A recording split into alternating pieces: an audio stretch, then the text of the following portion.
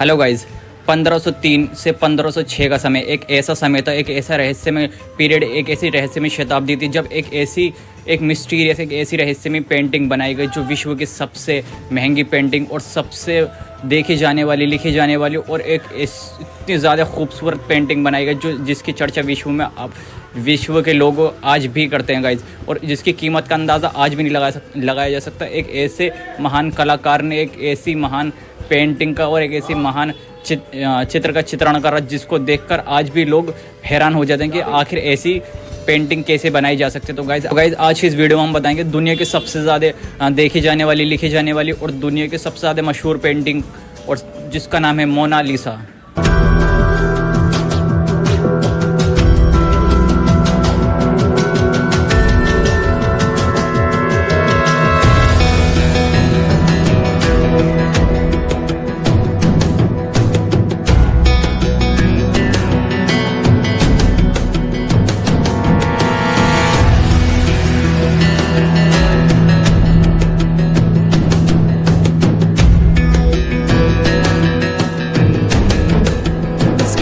gripped our imagination for more than 500 years. But could Mona Lisa finally be giving up some? इसे बनाया था Leonardo da Vinci ने। Painting के बारे में यकीनन आप सबने कभी न कभी सुना होगा। तो आप अपनी स्क्रीन पर देख रहे हैं, अपने आप में ही कुछ ऐसे राज दबाए हुए बैठे हैं कि जो भी इसे देखता है वो इसकी मायावी दुनिया में कहीं खो सका।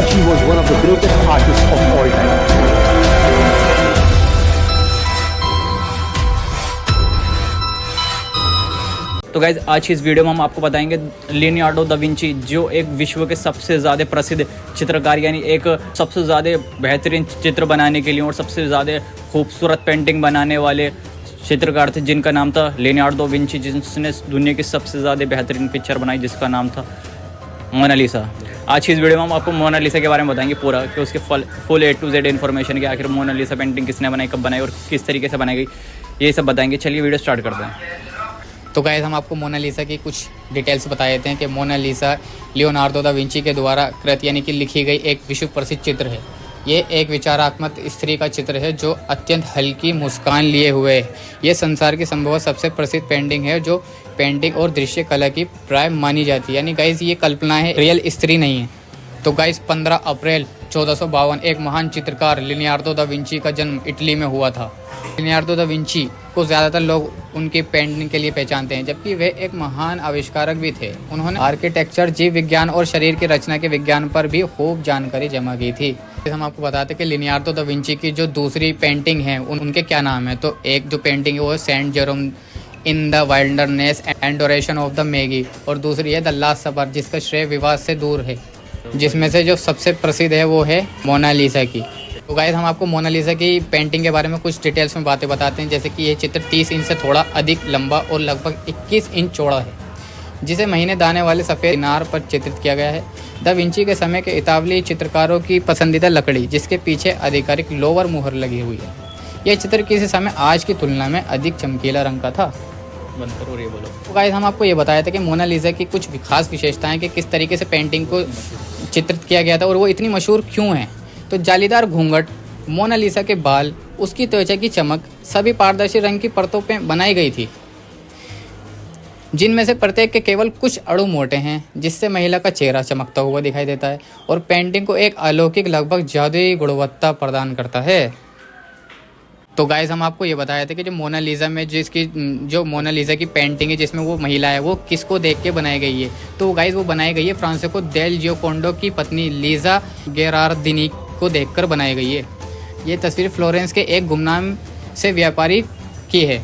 तो गाइस हम आपको ये बताया था कि मोनालिसा की जो पेंटिंग में स्त्री है वो कोई रियल स्त्री नहीं है, वो सिर्फ लियोनार्दो दा विंची की एक काल्पनिक सोच है, यानी कि उसकी एक सोच है, वो इस तरह की कोई महिला एग्जिस्ट नहीं करती थी। गाइस हम आपको ये बताया था कि मोनालिसा की पेंटिंग की क्या खासियत है, और मोनालिसा की पेंटिंग को 500 साल पहले मशहूर पेंटर लियोनार्दो दा विंची ने बनाया था, जिसको लगभग 4 साल टोटल उसको बनने में लग गए थे और उसको पेंट करने में लगे थे। गाइस 16 साल उसको पेंट करने में लगे थे। तो गाइस हम आपको बताए थे कि मोनालिसा की जो पेंटिंग है वो कहाँ बनाई गई थी और किसके लिए बनाई गई थी। तो ये चित्र फ्लोरेंस में चित्र किया गया था, और हालांकि ऐसा लगता है कि ये लियोनार्दो इसे बनाने वाले व्यक्ति को देने के बजाय इसे फ्रांस ले गए, यानी कि इन्होंने जो बनाई थी ये अपने लिए, ये खुद लेके चले गए। समकालीन जीवनी लेखक जियोर्जो वसारी के अनुसार कलाकार 4 वर्षों तक चित्र पर विचार करता रहा और इसे अधूरा ही छोड़ दिया गया।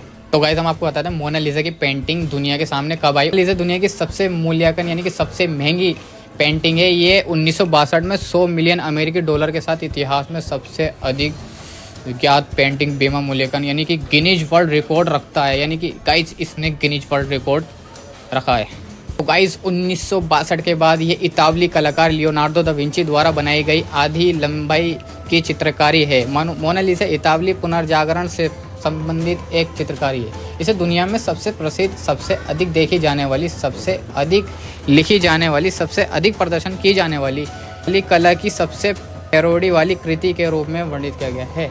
गाइस अब हम आपको बता देते हैं कि आखिर मोनालिसा की पेंटिंग की जो 2023 के हिसाब से जो कीमत है वो $1 बिलियन है। गाइस 1 बिलियन यानी $1 अरब है। और गाइस अब हम आपको बता देते हैं कि ये इतने मशहूर और इतने ज़्यादा फेमस होने का इसका कारण क्या है और ये क्यों किस वजह से ये सबसे ज़्यादा दुनिया में प्रसिद्ध है। और गाइस इसका जो रहस्य है वो हम आपको बता देते हैं कि इसका जो रहस्य है वो है इसकी रहस्यमयी मुस्कान। तो गाइस इसकी जो रहस्यमयी मुस्कान है वो चाहे आप इधर से देखें या उधर से देखें आपको ये हमेशा मुस्कुराती हुई दिखेगी और इसकी रहस्यमयी आंखें। गाइस अगर आप दाएं जाएंगे जब भी आपको ऐसा लगेगा आपको देख रही है, अगर बाएं जाएंगे जब भी आपको ऐसे ही लगेगा ये आपको देख रही है। और गाइस इसकी एक मेन चीज़ ये भी जो इतनी ज़्यादा इसको खूबसूरत बनाती है, यानी 500 साल पुराने होने के बाद भी इतनी ज़्यादा खूबसूरत इस वजह से क्योंकि जब इसको बनाया गया तो इस पर जो बनाने के बाद इस पर लगाया गया था तेल वाले पेंट इस्तेमाल करे गए थे, जिसकी वजह से इसमें आज भी वही पुरानी वाली चमक है जो इसके बनाने के टाइम पे थी। और गाइस जो इसकी जो रचयिता हैं वो लियोनार्डो दा विंची जो विश्व के सबसे ज़्यादा प्रसिद्ध चित्रकारों में से एक हैं। गाइस हमने अपनी इस वीडियो में आपको बता दिया कि जो मोनालिसा है वो कोई स्त्री नहीं, उनकी एक कल्पना थी। उनकी कल्पना से ही उन्होंने अपनी ऐसे एक विचित्र पेंटिंग बनाई जिसकी वजह से वो विश्व में सबसे ज़्यादा प्रसिद्ध, सबसे ज़्यादा लिखे जाने वाली और सबसे ज़्यादा बताए जाने वाली पेंटिंग में और सबसे ज़्यादा बड़े कलाकार के रूप में उभरे। गाइस आशा करते हैं आपको हमारी इस वीडियो से कुछ भी जानने को मिला, सीखने को मिला। और अगर आपको थोड़ी बहुत भी नॉलेज बढ़ी हो तो वीडियो को लाइक करें, चैनल को सब्सक्राइब करें। मिलते हैं किसी नेक्स्ट वीडियो में किसी नए टॉपिक पे। जब तक के लिए बाय बाय, टाटा।